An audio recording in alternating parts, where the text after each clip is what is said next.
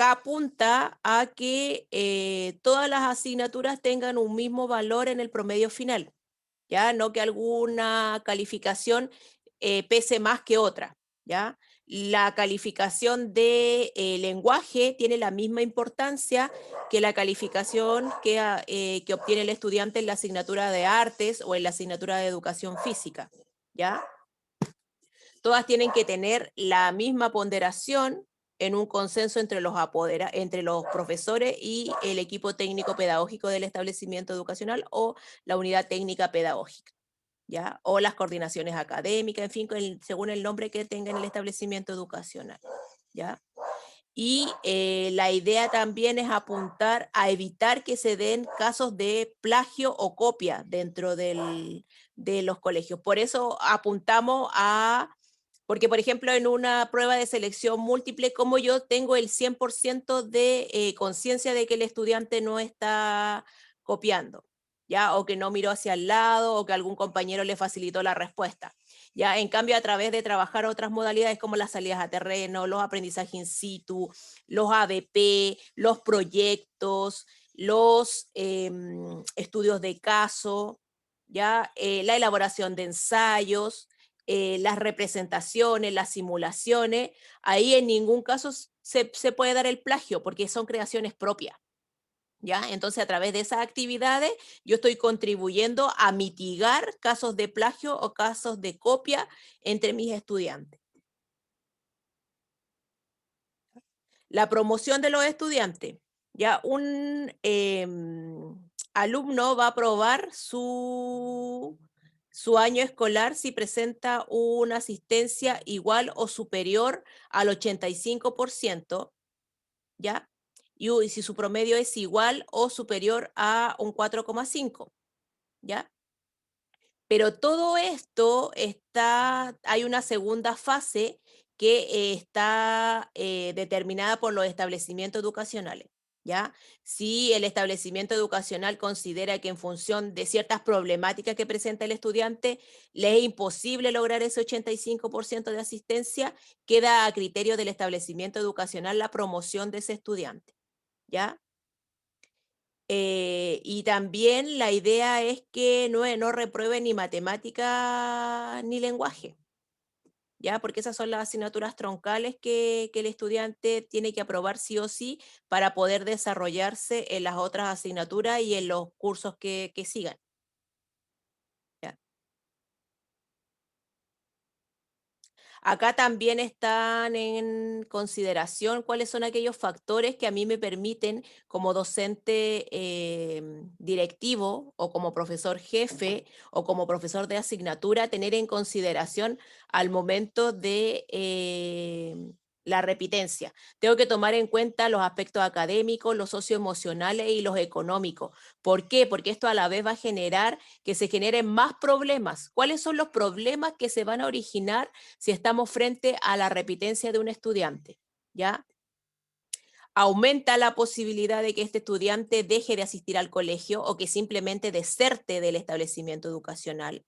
No le permite al estudiante ir avanzando académicamente. Socioemocionalmente o psicológicamente, el estudiante surge en él sentimiento de frustración, humillación, miedo, enojo, tristeza, actitudes negativas, actitudes de desgano hacia la escuela, ¿ya? Y eso también genera problemas de convivencia escolar, ¿ya? Y también es un costo económico tanto para la familia, para el colegio y como para el Estado.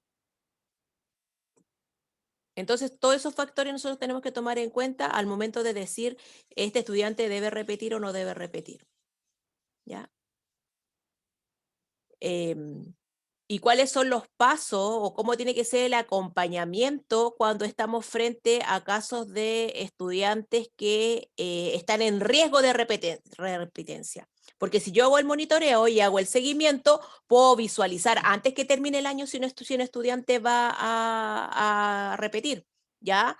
Puedo hacer algo como, primero que todo, identificar cuáles son las dificultades que tiene mi estudiante y generar un plan de acción, un plan de apoyo para poder tratar de que ese estudiante avance. ¿Y cómo hago ese plan de apoyo? A través del monitoreo, a través de intervenciones tempranas, a través de activación del trabajo en redes, ¿ya? Antes de que termine el año. Y si hice todo eso y finalmente igual el estudiante sigue estando en riesgo de repitencia, tengo que considerar cuáles son sus calificaciones, cuáles son su porcentaje de asistencia, cuál va a ser el impacto que va a tener ese estudiante tanto en lo académico, en lo emocional y en lo económico si repite, para tomar una decisión, ¿ya? Y a la vez, yo ya sé que ese estudiante tengo que hacerle un acompañamiento por un par de años para que pueda despegar y pueda estar al nivel exigido según el curso en el que va a estar, ¿ya? ¿Cuáles son las ideas clave? Prevenir, prevenir o mitigar o afrontar las dificultades que tiene mi estudiante. Ya como escuela tengo que darme cuenta dónde tengo que apoyarlo, a quién tengo que dirigirme, a quién tengo que pedir ayuda para poder nivelar o incrementar el avance académico de mi estudiante. ¿Ya?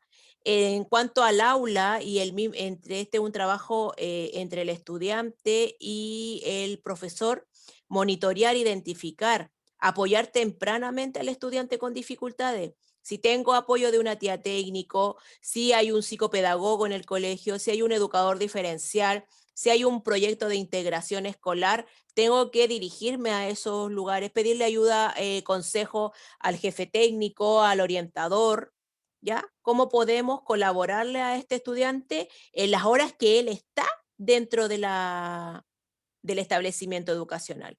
Y también la promoción del acompañamiento, ¿ya? Puede ser un acompañamiento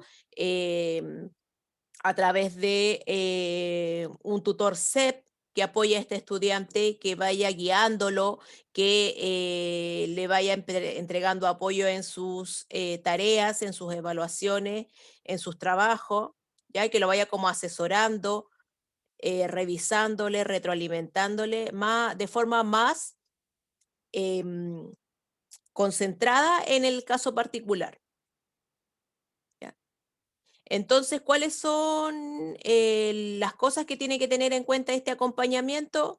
El seguimiento. Yo no puedo atender a un estudiante en abril y después olvidarme de que lo estoy acompañando pedagógicamente y retomarlo en noviembre o en diciembre. ¿Ya? Es un seguimiento constante. ¿Ya? Y también yo como profesora, si hay un profesional que está apoyando a mi estudiante extra a la labor que estoy haciendo yo como profesora, tengo que también salvaguardar que ese apoyo se esté dando de forma efectiva. ¿Ya? Mantener una comunicación, ojalá dentro de lo que se pueda, tratar de comunicarme con los apoderados, con el estudiante, con las personas que apoyan al estudiante, ¿ya? Intensificar el aprendizaje a través de yo tener una alta expectativa en mis estudiantes. Mis estudiantes siempre tengo que jugar a ganadores con ellos, ¿ya? Siempre diseñar tareas que sean interesantes, que sean desafiantes, que sean significativas, que tengan que ver un poco con los gustos que ellos tengan, con sus intereses. A lo mejor, quizá a lo mejor pueden diseñar la actividad en conjunto. ¿Cómo les gustaría aprender geografía de la región de Arica y Parinacota? Los niños a lo mejor te van a decir, veamos las planicies costeras. Bueno, vamos al sector costero y analicemos. Vamos al sector de los valles y analicemos. ¿Ya?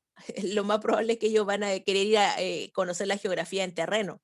¿Ya? Si voy a hablar de cuentos o voy a hablar de teatro, vamos al teatro municipal y veamos cómo se desenvuelven y cómo se dan las cosas ahí.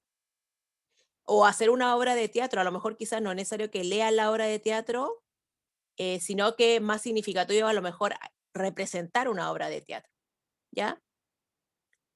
No es lo mismo leer cómo se hace una entrevista que hacer una entrevista.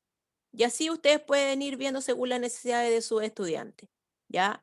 Adecuar las actividades en función de las características del grupo curso, en función de las necesidades que estos niños tengan, ¿ya? Porque a lo mejor ustedes trabajan con el octavo A de una forma, pero quizás con el octavo B van a trabajar de otra forma. Incluir el trabajo colaborativo o cooperativo, que hayan instancias en las cuales ellos se puedan reunir a conversar sobre lo que están aprendiendo, el programa de tutorías, ¿ya? Programas de apoyo, contemplar derivaciones en caso de que sea necesario. Tengo que derivar al psicopedagogo, tengo que derivar al educador diferencial, tengo que derivar al psicólogo, tengo que derivar al fonoaudiólogo, ¿ya? Ahí ustedes ven las posibilidades. Si los casos son como muy extremos, a lo mejor tengo que ir considerando derivar. Derivar, necesito que otro profesional me apoye con este caso. ¿Ya? Y no es malo, la idea es que el profesor trabaje colaborativamente, cooperativamente, ¿ya? No tenemos que llevarnos toda la responsabilidad para poder sacar a un estudiante adelante, ¿ya? Acá, en términos de conclusión, como les iba contando, apuntamos más a lo pedagógico, a la evaluación formativa, más que a la nota de 1 a 7, ¿ya? Se elimina la exhibición de asignatura, se tienen que hacer todas, generar oportunidades de aprendizaje y de evaluación para que el estudiante pueda rendir todas sus asignaturas, ¿ya? Em, ver lo de las ponderaciones, ver la relevancia, la integralidad, el tiempo que se le va a dedicar a cada asignatura, promover la comunicación. Todas las asignaturas tienen el mismo valor y un mismo promedio, ¿ya? Todas inciden en el promedio. La repitencia ya no es automática, se modifica ese término de repitencia automática, sino que se da lugar al análisis, a los casos excepcionales, al análisis caso a caso, a tomarle la opinión a todos los agentes involucrados en el proceso de enseñanza-aprendizaje de ese estudiante antes de decidir si el estudiante repite o no repite, y finalmente es el director quien informa al Ministerio de Educación que el estudiante no repite, pese a que no cumple con las notas, y no cumple con el porcentaje de asistencia, pero después de un análisis y de un plan remedial que se aplicará con el estudiante, el director da fe de que el estudiante es promovido al año que sigue, ¿ya? Acá ustedes pueden visualizar algunas de los documentos o algunas de las capturas de pantalla del documento original, ¿ya? También viene con un reglamento que le permite al establecimiento educacional elaborar su propio reglamento de evaluación basándose en el decreto 67. ¿Ya? También viene con algunas sugerencias de cómo evaluar en tiempos remotos y en tiempos presenciales.